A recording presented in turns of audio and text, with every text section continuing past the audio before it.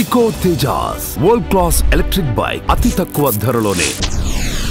Hi viewers, welcome to Suman TV. Harsha Sai ఈ name తెలియని వాళ్ళు ఎవరూ లేరు. కానీ ఈ మధ్య డిజిటల్ మీడియాలో చాలా ఆరోపణలు వినబడుతున్నాయి. కానీ అవన్నీ నిజాలా లేకపోతే నిజంగానే ఆరోపణలా, ఇవన్నీ తెలుసుకోవాలి అంటే డైరెక్ట్ మనం హర్ష సాయి గారితో మాట్లాడితేనే వీటన్నిటికీ ఆన్సర్ దొరుకుతుంది. హలో హర్ష సాయి గారు. హాయ్ అండి.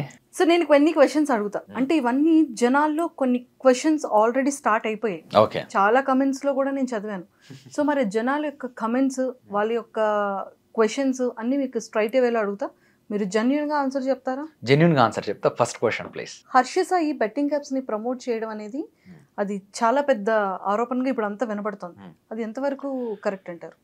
అది మీరు చేయడం కరెక్టేనా? నేను మిమ్మల్ని ఒక క్వశ్చన్ అడుగుతాను అనుకోండి. ఏంటంటే బేసిక్గా మీరు టిక్ టాక్ అన్న యాప్ని వాడారా? ఎస్. మీకు ఇష్టమేనా అది? ఓకే.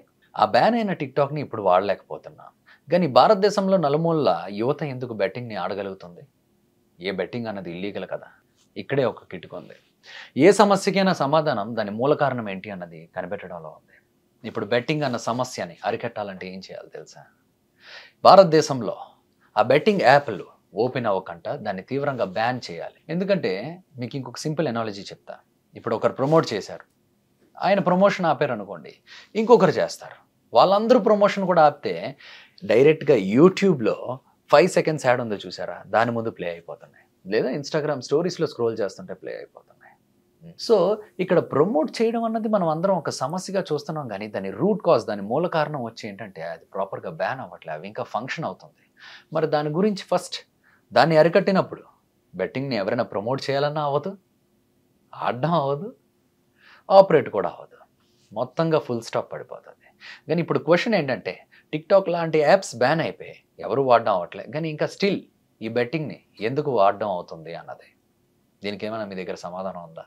అంటే కొన్ని పర్మిషన్స్, లైసెన్స్ ఉన్న వాటిని ఉంచుతున్నారు, కొన్ని వాటిని బ్యాన్ చేస్తున్నారు. వీళ్ళు ఏం చేస్తున్నారంటే సిస్టంలో ఉన్న లూప్స్ని వాడి ఆపరేట్ చేస్తున్నారు.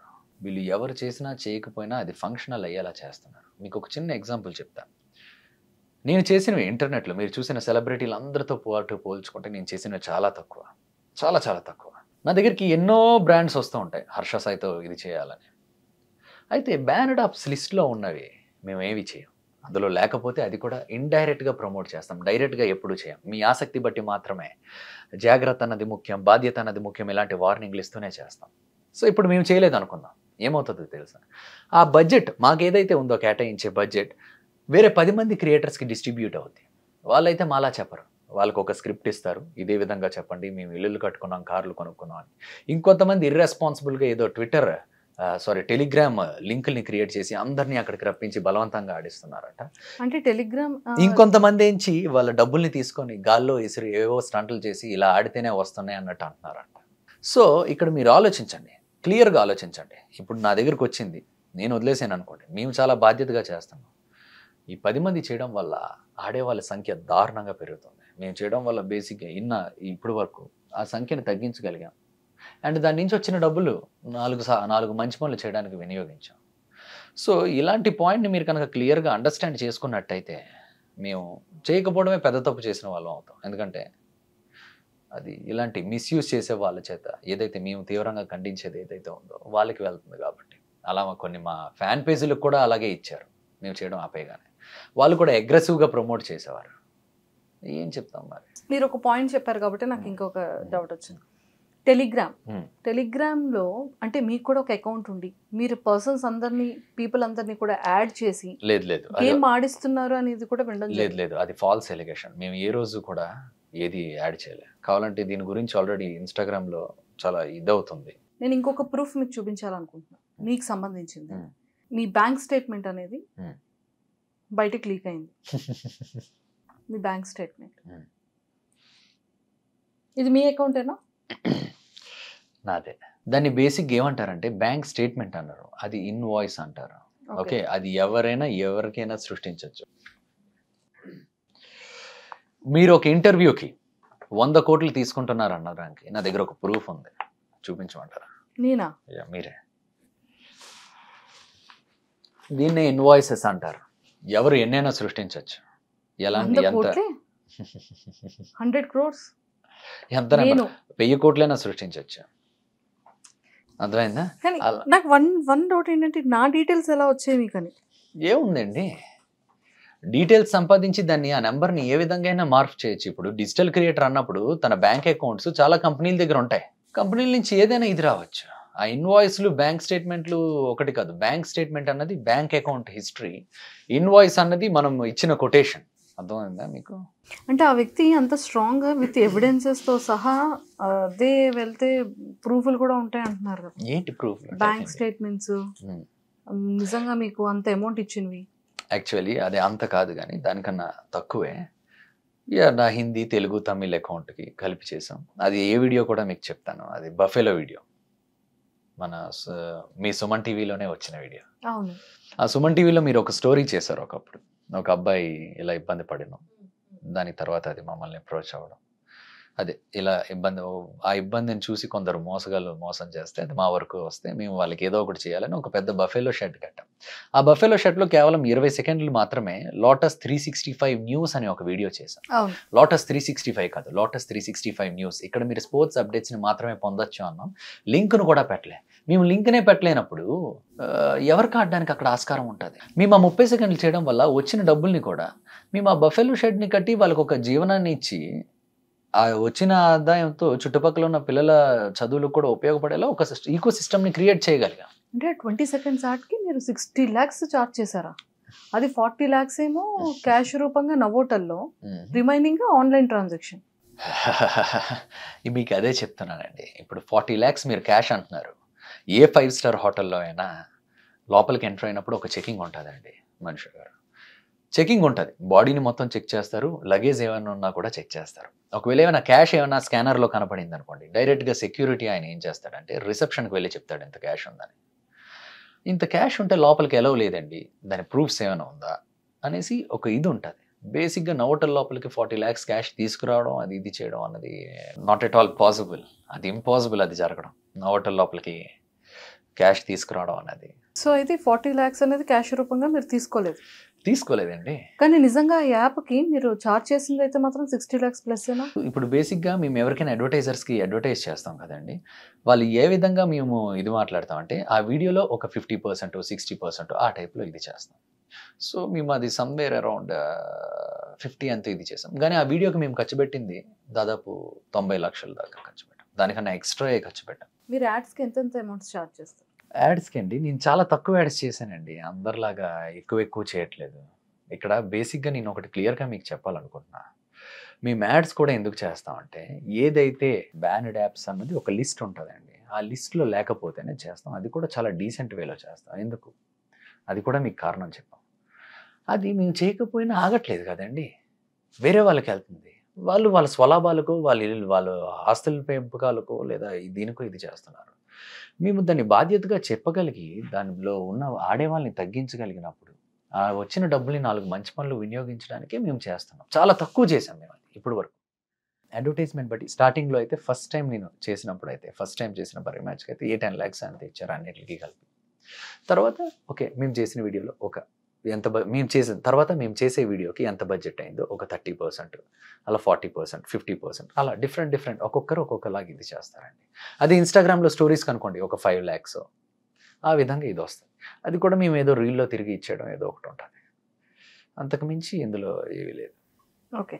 అండ్ ఇంకొక ఆరోపణ అంటే ₹1 ఖర్చు పెట్టి ₹10 సంపాదిస్తున్నారు అని, దీని మీద మీ ఎక్స్ప్లెనేషన్ ఏంటి? ₹1 ఇచ్చి ₹10 సంపాదిస్తున్నాం అనేసి అన్నారు. ఫర్ ఎగ్జాంపుల్ మీరు ఇందాక బఫెలో వీడియో చెప్పారు అనుకుందాం. ఓకే, అందులో ఇన్వాయిస్ 65 లక్షలు అనేసి ఉంది. పోనీ అదే నిజం అనుకుందాం. ఓకే, పోనీ అదే నిజం అనుకుందాం. ఇన్వాయిస్ 65 లక్షలు ఉంది కదా, ₹1 ఇచ్చి ₹10 సంపాదించేవాడైతే ఏం చేయాలి? ఆ లెక్క ప్రకారం 65 లక్షలు వచ్చినప్పుడు 6 లక్షలు పెట్టి ఒక గేదో లేదా ఒక 2 గేదెలో ఇంత గడ్డు చిన్న షెడ్ ఏదో వేసి ఒక 5 లక్షలు 6 లక్షలు ఖర్చు పెట్టి మిగతాది ఆ 50 లక్షలు జోబీలో పెట్టుకోవాలి. కానీ మీకు తెలుసు మేము ఆ వీడియోకి ఎంత ఖర్చు పెట్టామన్నది, దాదాపు 80 నుంచి 90 లక్షల దాకా. మీరు అక్కడికి వెళ్తే స్వయంగా కుటుంబం కూడా కొంతవరకు ఖర్చు పెట్టింది, మిగతాది అక్కడ పనిచేసే కార్మికులు అందరికీ డబల్ రేట్లు ఇచ్చి మరి ఇది చేసాం. ఊరంతా అడిగినా చెప్తుంది. మీ దగ్గర ఎవరైతే వర్కర్స్ ఉంటారో, వర్క్ చేస్తారో మీతో పాటు ఉన్న వాళ్ళకి ఒక్కొక్క పర్సన్ మీద 15 to 20 బ్యాంక్ అకౌంట్స్ ఉన్నాయి అంటున్నారు. నిజమేనా? ఒక మనిషికి ఒక పాన్ కార్డు ఉంటుందండి. దాని కింద ఎన్ని అకౌంట్లు ఉన్నా ఆయన పేరు కింద చూపిస్తుంది ఎంత డబ్బులున్నా. రెండోది, నా దగ్గర పనిచేసే వాళ్ళు ఎవరు సామాన్యమైన వ్యక్తులు, మధ్యతరగతి కన్నా తక్కువ కుటుంబం వ్యక్తులు, వాళ్ళ మీద కూడా ఆఖరికి ఈరోజు నేను మాట్లాడుతున్న దానికి వన్ ఆఫ్ ద రీజన్ కూడా అదే. వాళ్ళు వీధిలో తెలుసు హర్ష సాయి దగ్గర పనిచేస్తున్నారని. ఏంటి మీరు మాఫియా అంట అనేసి ఎవరైనా అంటే వాళ్ళు ఎంత బాధపడతారు అన్నది నాకు తెలుసు. ఎందుకంటే మీ అందరం కూడా ఈరోజు దాకా ఏ ఆస్తులు పోగొట్టుకోవాలనో డబ్బులు సంపాదించుకోవాలని ఇది చేయలే. 4 మంచి పనులు చేయాలని ఇది చేసాం. కష్టపడి సర్వే చేసింది కూడా వాళ్ళు. హర్ష గారు, ఇంకొక క్వశ్చన్. ఫల్క్నమ్ ప్యాలెస్ కానీ, బార్బర్ కానీ, బఫెలో కానీ, పిల్లలది కానీ, ఈ వీడియోస్ అన్నీ కూడా ఫేక్ అంటున్నారు. వాళ్ళందరూ పెయిడ్ ఆర్టిస్టులు అంటున్నారు. మీరు చేసే ఏ వీడియో కూడా కరెక్ట్ అది నిజం కాదంటున్నారు. దీని మీద మీ ఎక్స్ప్లెనేషన్? ఇలాంటి ఆరోపణలు గతంలోనే వచ్చాయి, ఇప్పుడు కూడా వచ్చాయి. మీరు ఒక్కటి మాత్రం క్లియర్గా గమనిస్తే ఇలాంటి ఆరోపణలు ఎవరు వేస్తున్నారంటే మేబీ యూట్యూబ్లో వీడియో చేసుకున్న వాళ్ళు లేదా వేరే వాళ్ళు తప్పించి మీరు ఏ రోజైనా నిజంగా ఎవరైనా ఆరోపించడం చూసారా? ఇవన్నీ తప్పుడు. మాకెందుకండి అవసరం? సరే, ఆ పిల్లల్ని పిజ్జా షాప్కి మేమే పంపించామంటున్నారు. మీరు మీ మనసు సాక్షిగా చెప్పండి, మీరు అలా మురికి బట్టలు వేసుకున్న పిల్లలు హోటల్లోకి వాటిల్లోకి వస్తే వెళ్ళిపోమని దురుసుగా చెప్పిన వాళ్ళని మీ జీవితంలో ఎవరిని చూడలేదా? ముంబైలో అలాంటి స్లమ్స్ చాలా ఉంటాయండి. వాళ్ళు అలా వెళ్తూ ఉంటారు. కొందరు బాగానే రాణిస్తారు, కొందరు అలా వెళ్ళిపోతూ ఉంటారు, వెళ్ళిపోమంటారు. రెండూ ఉన్నాయి. సరే, అదైతే ఆ సమయంలో ఆ రీల్ అయితే బాగా వైరల్ అయిన రీల్. అది చూసి ఎందుకు ఇలా చేయకూడదు అనేసి అనుకున్నాను. అలా లేనిది ఉన్నట్టుగా క్రియేట్ చేయడం ఎవరికి అవసరం అండి? ఆరోపణలు ఎవరి మీద ఎవరైనా వేయచ్చు, కానీ అది నిరూపించడానికే కదా ఇబ్బంది అనేది. రెండోది, మేము ఏ వీడియో అయినా 4 గోడల మధ్య అయితే చేయట్లే. ఎంతో మంది ముందు చేస్తున్నాం. ఒక్కరి ముందు కాదు, 2 ముందు కాదు, దాదాపు ఒక ఊరు మధ్యలో చేస్తూ ఉంటాం కొన్ని అయితే. మరి అలాంటి వాటికి పెయిడ్ ఆర్టిస్టులు ఎలా అవుతారండి? వాళ్ళు ఎప్పటి నుంచో అక్కడ ఉన్నది వాస్తవం, వాళ్ళకి అలా ట్రీట్ చేయబడుతుంది వాస్తవం, వాళ్ళ కష్టాలు వాస్తవం, మేము చేసింది కూడా వాస్తవం. పెయిడ్ ఆర్టిస్టులను పెట్టి చేయాల్సిన అవసరమే ఉంది. అంటే చాలా మంది డౌట్ ఏంటి అంటే, హర్ష సాయి చూస్తే చాలా చిన్న ఏజ్, అసలు ఇంత ఇన్కమ్ సోర్స్ అనేది ఎలా వస్తుంది? వెనకాతలు ఎవరైనా ఉన్నారా? ఇప్పుడు అదే చెప్తున్నాను కదండి, అడ్వర్టైజ్మెంట్స్కి పేమెంట్స్ వస్తాయి, యూట్యూబ్లో యాడ్స్కి పేమెంట్స్ వస్తాయి. వీటిలన్నింటినీ వాడే కదండి చేస్తున్నాం. ఇంకా దీనిలో ఏముంది? ఇప్పుడు ఏ సిస్టమ్ అయినా అంతే కదా, ఏ బిజినెస్ అయినా అలాగే నడుస్తుంది కదా. హర్ష సాయి ఎప్పుడున్నా ఎక్కడ చూసినా కూడా 5 స్టార్ 7 స్టార్ హోటల్స్లోనే స్టే చేస్తారంట. 7 స్టార్స్ అయితే మేము ఏం పెద్ద ఇది. 5 స్టార్ హోటల్స్, మంచి బట్టలు, ఇవన్నీ ఒక ప్రెజెంటేషన్ ఫ్యాక్టర్ అండి కొంతవరకు. ఓకే, సపోజ్ మీరు ఒక చెప్పులు ఉన్నాయనుకోండి, బస్ స్టాండ్లో కొనుక్కోవడానికి ఒక రేట్ ఇస్తారు, ఒక మంచి షోరూంలో కొనుక్కోవడానికి ఇంకొక రేట్ ఇస్తారు. అలానే మమ్మల్ని మేము కరెక్ట్గా ప్రెజెంట్ చేసుకోలేదనుకోండి, మాకు అడ్వర్టైజర్స్ ప్రైజ్ని ఎలాగిస్తారు? ఒక మంచి ప్రైజ్ రావాలంటే మేము నార్మల్గా సాదాసీదాగా ఉంటే అది అంత ఇది ఉండదు. ఆ ప్రెజెంటేషన్ కూడా అంతనే ముఖ్యం. మీకు అర్థమైందని నేను ఏ విధంగా చెప్తాను. అందుకే కొన్ని సందర్భాల్లో మీటింగుల్లో అయినా వేరే అయినా 5 స్టార్ హోటల్సే ప్రిఫర్ చేస్తాం. ఎందుకంటే ఇది బిజినెస్ మోడల్లో ఒక పార్ట్ మా ప్రెజెంటేషన్ అన్నది. అంతేగాని దానిలో ఏదో ఇది చేయాలని కదా. మిగతా సమయం, మ్యాక్సిమం సమయం అంతా మా ఇంట్లోనే కదా ఉండేది. మీకు కనబడే వీడియోల్లో మాత్రమే 5 స్టార్ హోటల్స్లో చూసి అది 365 రోజులు ఉంటున్నానంటే అది మీ అపోహ. మీరు గ్రాడ్యుయేట్ కాదని, మీ బ్యాక్లాగ్స్ ఉన్నాయని, ఫెయిల్యూర్ అని అంటున్నారు. దీని మీద మీ రెస్పాన్స్ ఏంటి? నేను నీట్గా గ్రాడ్యుయేషన్ కంప్లీట్ చేశాను గీతం యూనివర్సిటీ. మీరు కావాలంటే నా కాలేజ్కి వెళ్ళి మరీ చూడొచ్చు సర్టిఫికేట్. చెప్పడానికి ఏముంది, గ్రాడ్యుయేట్ కాదని ఆరోపణలు వేయడానికి ఏముంది? మీరు గమనిస్తే ఈ మధ్యకాలంలోనే ఈ ఆరోపణలన్నీ వస్తున్నాయి.